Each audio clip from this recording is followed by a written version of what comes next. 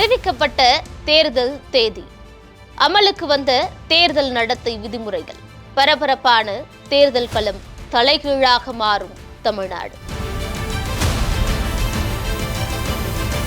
தலைமை தேர்தல் ஆணையர் ஞானேஷ்குமார் 5 மாநிலங்களுக்கான வாக்குப்பதிவு நாள் மற்றும் வாக்கு எண்ணிக்கை அப்படிங்கிற தேதிகள் அறிவிச்சிருக்காங்க.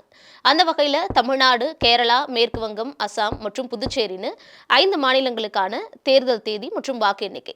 தேர்தல் அசாம், கேரளா மற்றும் புதுச்சேரி இந்த 3 மாநிலங்களுக்கான தேர்தல் தேதிங்கிறது ஏப்ரல் 9ஆம் தேதி வாக்குப்பதிவும் மே 4ஆம் தேதி வாக்கு எண்ணிக்கையும் நடக்க இருக்கு. தமிழ்நாட்டை பொறுத்த வரைக்கும் ஏப்ரல் 23ஆம் தேதி வாக்குப்பதிவு, மே 4ஆம் தேதி வாக்கு எண்ணிக்கை. மேற்கு வங்கம் மட்டும் இதுல 2 கட்டங்களாக தேர்தல்ங்கிறது நடக்குது. ஏப்ரல் 23 மற்றும் ஏப்ரல் 29ன்னு 2 கட்டங்களாக வாக்குப்பதிவும், மே 4ஆம் தேதி வாக்கு எண்ணிக்கைன்னு ஒட்டுமொத்தமாக 5 மாநில தேர்தல் முடிவுகளும் மே 4ஆம் தேதி தான் வெளிவருது. ஆனா வாக்குப்பதிவு மட்டும் 3 மாநிலங்களுக்கு ஏப்ரல் 9, தமிழ்நாட்டுக்கு ஏப்ரல் 23, மேற்கு வங்கத்துக்கு ஏப்ரல் 23 மற்றும் ஏப்ரல் 29 அப்படிங்கிற நாட்கள்ல 2 கட்டங்களா நடக்குது. மொத்தமா 5 மாநிலங்களையும் சேர்த்து 17.4 கோடி வாக்காளர்கள் இருக்காங்க. ஒட்டுமொத்த சட்டமன்ற தொகுதிகள் அப்படின்னு பார்த்தோம்னா 824 சட்டமன்ற தொகுதிகள் இருக்கு. 2.18 லட்சம் வாக்குச்சாவடி முகாம்கள் அப்படிங்கிறது நம்ம வாக்கு செலுத்துறதுக்காக ஏற்பாடு பண்ணப்பட்டிருக்கு. தமிழ்நாட்டில் மட்டும் பார்த்தோம்னா 75,000க்கும் அதிகமான வாக்குச்சாவடி முகாம்கள் அப்படிங்கிறது செஞ்சிருக்காங்க. என்ன மாதிரி தேர்தல் நடக்கும், என்ன மாதிரியான ஏற்பாடுகள் பண்ணியிருக்கோம் அப்படிங்கிறது குறித்து ஞானேஷ்குமார் ஒரு விளக்கமான ஒரு செய்தியாளர் சந்திப்பு நடத்தியிருந்தாரு அப்படின்னே சொல்லலாம்.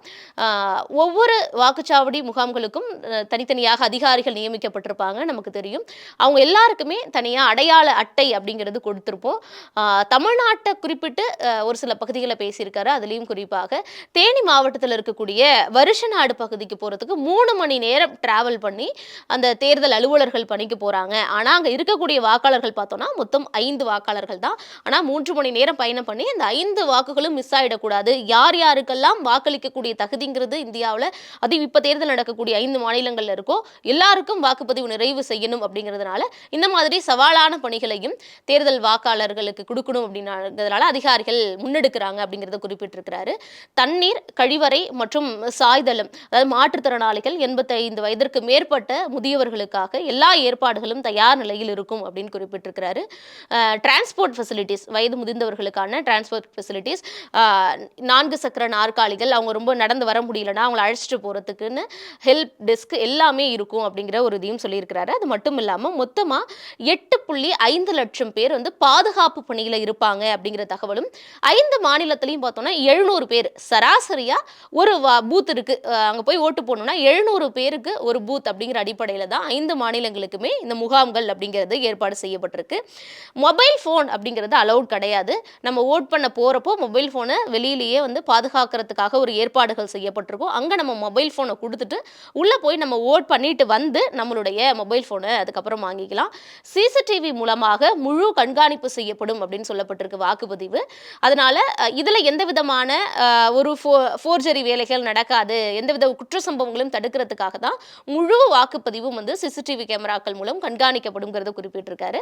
நம்ம எல்லாருக்குமே தெரியும், எந்த ஒரு தேர்தலாக இருந்தாலும் சரி 2 மணி நேரத்துக்கு ஒரு முறை வாக்குப்பதிவு சதவிகிதம் அப்படிங்கிறது தேர்தல் ஆணையத்தால் அதிகாரப்பூர்வமாக அறிவிக்கப்படும். அதே மாதிரி இந்த தேர்தலையும் 2 மணி நேரத்திற்கு ஒரு முறை தேர்தலுக்கான வாக்குப்பதிவு எவ்வளோ இருக்கு அப்படிங்கிறத கொடுப்போம் அப்படின்னு சொல்லியிருக்காரு.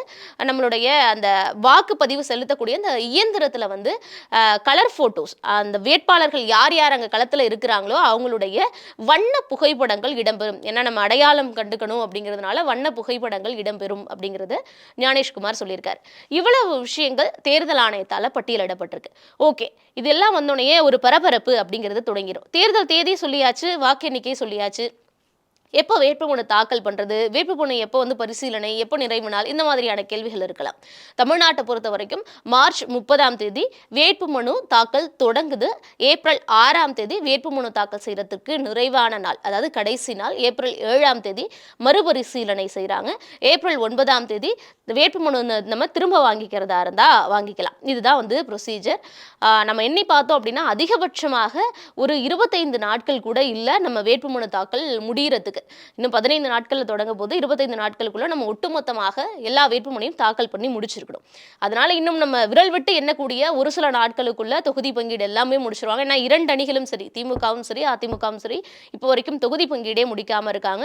கூடிய விரைவிலேயே தொகுதி பங்கீட்டை முடிச்சு, ஏன்னா 25 நாட்கள் தான் மொத்தமே வேட்புமனு தாக்கலுக்கு இருக்குங்கிறதுனால அதுக்குள்ள அவங்க எந்தெந்த தொகுதியில் யார் யார் வேட்பாளர் அப்படிங்கிற வேட்பாளர்களையும் அறிவிக்க வேண்டிய ஒரு சூழல் அப்படிங்கிறது இருக்கு.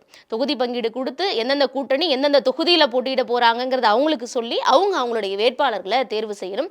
எல்லாத்துக்குமே ரொம்ப குறுகிய காலகட்டம் தான் இருக்கு. ஒரு 40 நாட்களுக்குள்ள நம்ம தேர்தலையே வாக்குப்பதிவே முடிய போது மே 4ஆம் தேதி ஒரு அரசு அப்படிங்கிறது புது அரசு ஃபார்ம் ஆக போகுது. அது இந்த அரசே மீண்டும் ஆட்சி அமைக்க போறாங்களா, இல்ல ஒரு புதிய அரசு வரப்போகுதா அப்படிங்கிறதெல்லாம் நம்ம பொறுத்திருந்து தான் பார்க்கணும்.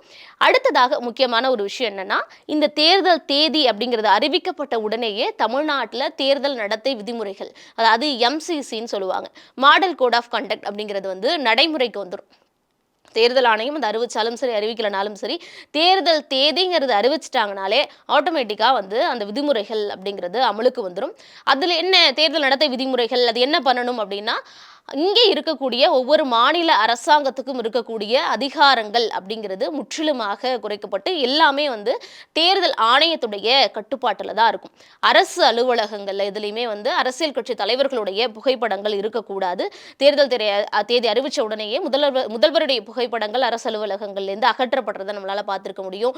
பேருந்து நிலையங்களாக இருக்கட்டும், அது மாதிரி பொது இடங்கள்ல நம்ம ரோட்ல போயிட்டு இருப்போம், அங்க அரசியல் தலைவர்களுக்கு சிலைகள் வச்சிருந்திருப்பாங்க. அப்படி பொது இடங்களாக இருக்கட்டும், அரசு அலுவலகங்களாக இருக்கட்டும், எம்எல்ஏ எம்பி அலுவலகங்கள், இந்த மாதிரி இருக்கக்கூடிய எல்லா இடங்கள்லையும் போட்டோஸ் இருக்கக்கூடாது. சிலைகள் இருந்துச்சு அப்படின்னா அது எல்லாமே துணியை சுத்தி மறைச்சிருவாங்க. அப்படி வேற ஏதாவது பேனர்ஸ் அந்த மாதிரி இருந்ததுனாலும் அதையுமே மறைக்கப்பட்டுரும். இப்படி பொது இடங்கள்லையும் அரசு அலுவலகங்கள்லையும் எந்த விதமான அரசியல் தலைவர்களுடைய புகைப்படங்கள் இருக்கக்கூடாது. இப்போ ஆட்சியில் இருக்கக்கூடிய எந்த அரசாங்கமும் இதற்கு மேல தேர்தல் நடத்தை விதிமுறை அமலுக்கு வந்ததற்கு பிறகாக ஒரு புது ஸ்கீம் அனௌன்ஸ் பண்ண முடியாது. இந்த திட்டத்தை நாங்க இப்போலேருந்து கொடுக்குறோம், ஒரு புதிய திட்டத்துக்கு அடிக்கல் நாட்டுறோம், இல்ல சாலை வசதிகளை மேம்படுத்துறோம், ஒரு புதிய நலத்திட்டத்தை கொடுக்குறோன்னு எந்த ஒரு நியூ ஸ்கீம்ஸையும் இதற்கு மேல அனௌன்ஸ் பண்ண கூடாது அப்படிங்கிறது தேர்தல் நடத்தை விதிமுறை. அதற்கு பிறகாக நம்ம சொன்ன மாதிரி அரசு அலுவலகங்களாக இருக்கட்டும், அரசுக்கு சொந்தமான வாகனங்களாக இருக்கட்டும், ஹெலிகாப்டர்ஸா இருக்கட்டும், இந்த மாதிரியான விஷயங்கள் இது எதையுமே பிரச்சாரத்துக்கு பயன்படுத்தக்கூடாது. என்னோட அரசு அலுவலகத்தில் உட்கார்ந்துட்டு என்னுடைய கட்சி சார்ந்த ஒரு தேர்தல் பிரச்சாரத்துக்கான ஒரு இடமா அதை பயன்படுத்தக்கூடாது. அரசோட வாகனத்தையும் அந்த மாதிரி பிரச்சாரத்துக்கு பயன்படுத்தக்கூடாது. டிரான்ஸ்ஃபர் பண்ணுவாங்க அடிக்கடி.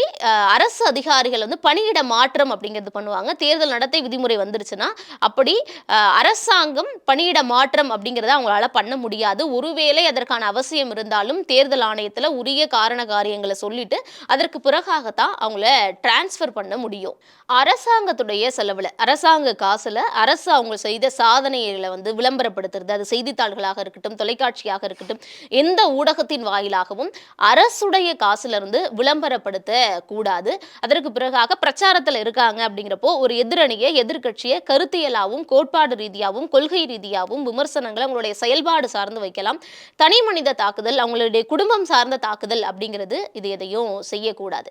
அதற்கு பிறகு பார்த்தோம்னா ஒரு தனிப்பட்ட தனியாருக்கு சொந்தமான வீடு இல்லைன்னா தனியாருக்கு சொந்தமான கட்டிடம், அந்த கட்டிடத்துல அவங்களுடைய அனுமதி இல்லாமல் எந்த விதமான ஒரு விளம்பரங்கள் எதையும் செய்யக்கூடாது. அவங்க கிட்ட பர்மிஷன் வாங்கிட்டு அதற்கு பிறகுதான் செய்யணும். அது மாதிரி மத வழிபாட்டு இடங்கள், கோயில்களாக இருக்கலாம், மசூதியாக இருக்கலாம், இல்லைன்னா சர்ச்சா தேவாலயங்களாக இருக்கலாம், இந்த மாதிரியான இடத்துல அரசியல் பிரச்சாரங்கள், பொதுக்கூட்டங்கள், அந்த மாதிரி விஷயங்கள் எதையும் செய்யக்கூடாது. இது எல்லாமே தேர்தல் நடத்தை விதிமுறைகளுக்குள்ள வருது. தேர்தல் வாக்குப்பதிவு நடக்கிறதுக்கு 48 மணி நேரத்திற்கு முன்பாகவே அந்த தேர்தல் பிரச்சாரங்கள் அப்படிங்கிறது எல்லாத்தையுமே நிறுத்திடுவாங்க அப்படிங்கிறது நமக்கு தெரியும். அதுதான் விதிமுறையும் கூட. அப்படி அதை மீறியும் பிரச்சாரம் பண்ணினாங்க அப்படின்னா அதுவும் முறைகேடான ஒரு செயல். 100 மீட்டர் வாக்குப்பதிவு நடக்கிறதுக்கு ஒரு 100 மீட்டருக்குள்ள எந்த விதமான தங்களுடைய பிரச்சாரமோ எங்களுக்கு ஓட்டு போடுங்க அப்படிங்கிறதையோ செய்யக்கூடாது. அதற்கு பிறகாக தேர்தல் நடக்கிறப்போ 50,000க்கு மேலாக ஒரு பணம் அப்படிங்கிறத நம்ம எடுத்துட்டு போகக்கூடாது. ஆன்லைன் டிரான்சாக்ஷனுமே மிக அதிகமான முறையில் டிரான்சாக்ஷன் பண்ணணும்னா அதை தேர்தல் ஆணையம் தரப்புல நம்மளை கண்காணிப்பாங்க. பறக்கும் படை அப்படின்னு சொல்லக்கூடிய ஃப்ளையிங் ஸ்குவாட் உடனேயே இந்த விதிமுறை அமலுக்கு வந்த உடனே இனிமே அவங்களும் களத்தில் இருப்பாங்க. நம்மளால நிறைய இடத்துல பார்க்க முடியும். ரோடுகள்ல வந்து வாகன சோதனைகள்ல தொடர்ந்து இருப்பாங்க. எங்கேயாவது வாக்குக்கு வந்து பணம் குடுக்குறாங்களா? வேற ஏதாவது பரிசு பொருட்கள் கொண்டு போறாங்களா? நம்ம தனியா நம்மளுடைய தேவைக்காக நகைகளையோ, பணங்களையோ கொண்டு போனாலோ, இல்ல பரிசு பொருட்கள் கல்யாண வீடுகளுக்கு வாங்கிட்டு போனா கூட, எதற்காக அப்படிங்கிற செக் பண்ணிட்டு உரிய ஆவணங்கள்லாம் இருந்தா மட்டும் தான் நம்மள அனுமதிப்பாங்க. இது எல்லாமே தேர்தல் நடத்தை விதிமுறைகள். இது எப்போ அமலுக்கு வந்தது? இந்த எம்சிசிங்கிற தேர்தல் நடத்தை விதிமுறைகள்னு பார்த்தோம்னா, 1960ல கேரள சட்டப்பேரவை தேர்தல் அப்பதான் நடைமுறைக்கு வந்தது. அதுக்கப்புறம் 1967ல மக்களவை மற்றும் சட்டமன்ற தேர்தல் சேர்ந்து நடக்கிறப்போ, அப்பயும் அதுக்கு பிறகாக ஒட்டுமொத்தமாக இந்தியா முழுக்க அமலுக்கு வந்ததுன்னு சொல்லலாம். அதுக்கு பிறகு இப்போ வரைக்கும் அது அமல்ல இருக்கு. தேர்தல் அப்படிங்கிறது ஜனநாயக ரீதியாக மக்கள் சுதந்திரமாக வாக்களிக்கணும் அப்படிங்கிறதன் அடிப்படையில தான் இந்த தேர்தல் நடத்தை விதிமுறைகள் அப்படிங்கிற ஒண்ணு உருவாக்கப்பட்டிருக்கு. இதை மீறணும்னா என்ன ஆகும்? இதெல்லாம் சரி, இதெல்லாம் அப்படி மீறிட்டாங்கன்னா, இதுல இருக்கிறதெல்லாம் செய்யலன்னா என்ன நடக்கும் அப்படிங்கன்னா, அவங்க மேல குற்றவியல் வழக்கு வந்து பதிவு பண்ணலாம் நம்ம. அந்த குற்றவியல் வழக்கு பதிவு பண்ணி சிறை தண்டனை வாங்கி கொடுக்கிற வரைக்குமான அதிகாரம் அப்படிங்கிறது தேர்தல் ஆணையத்திற்கு இருக்கு. அதனால இதற்கு பிறகாக மாநில அரசில் எல்லா அதிகாரங்களும் தேர்தல் ஆணையம் வசம் போகும். வாக்கு எண்ணிக்கை நிறைவடைந்து புதிய அரசு வரப்போதான் மீண்டும் இந்த எம்சிசிங்கிறது நீக்கப்பட்டு பழைய மாதிரி மாநில அரசின் கையில புதிய ஆட்சி மக்களால் தேர்வு செய்யப்பட்ட அரசின் கையில எல்லா பொறுப்புகளும் ஒப்படைக்கப்படும். அது வரைக்கும் இந்த எலெக்ஷன் கமிஷன் சொல்லக்கூடிய தேர்தல் ஆணையத்தின் கட்டுப்பாட்டில் தான் இருக்கும். தேர்தல் அறிவிச்சாச்சு, வாக்குப்பதிவு எப்போ, வாக்கு எண்ணிக்கை எப்போ எல்லாம் தெரிஞ்சிருச்சு. மிக விரைவில் அடுத்தடுத்த கட்டம் தொகுதி பங்கீடுலேருந்து நம்ம சொன்ன மாதிரி வேட்பாளர்கள் யார் யாருன்னு வாக்கு சேகரிக்க போறதுலேருந்து பிரச்சாரங்கள், பொதுக்கூட்டங்கள்னு தேர்தல்கள் தீவிரமடைய தொடங்கிரும். மக்களை யாரை தேர்ந்தெடுக்க போறாங்க, என்ன மாதிரி இனி தேர்தல் களம் நகரப்போகுதுங்கிறத பொறுத்திருந்து பார்ப்போம். Subscribe to One India and never miss an update.